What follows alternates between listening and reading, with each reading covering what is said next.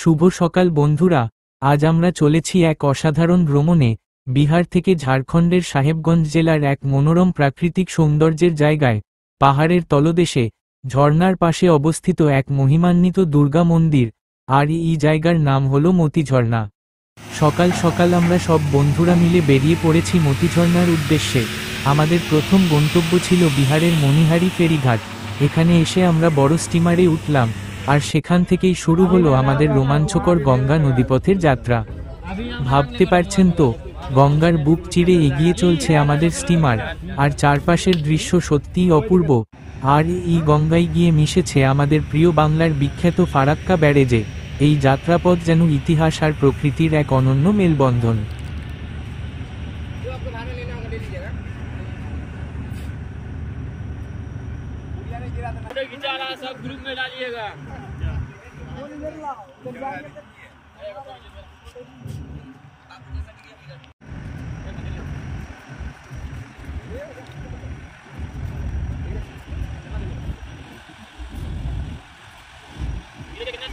हाँ वही तो इसमें गाड़ी जा रहा है। हाँ हाँ हाँ तो ये अलग से है। हाँ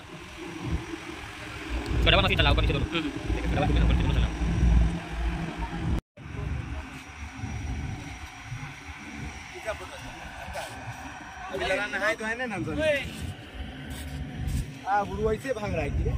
কিছুক্ষণ নদীপথ পাড়ি দিয়ে আমরা পৌঁছে গেলাম সাহেবগঞ্জে।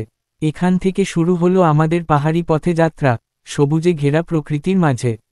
রাস্তায় দুপাশে যতদূর চোখ যায়, শুধু গাছ আর পাহাড়, যেন প্রকৃতি আমাদের স্বাগত জানাচ্ছে।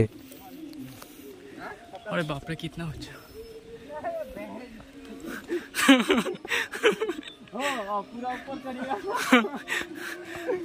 आने में नहीं बुझाएगा।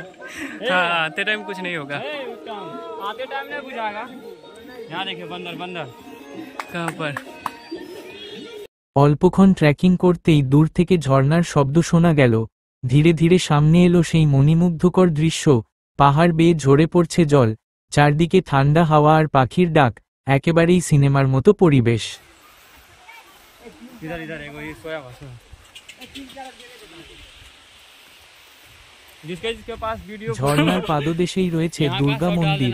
আমরা মন্দিরে গিয়ে প্রণাম করলাম।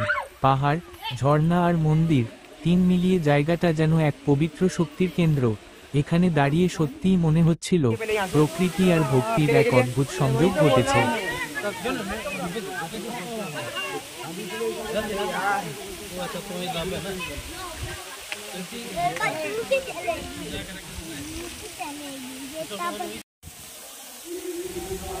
हमने दिया बोलो।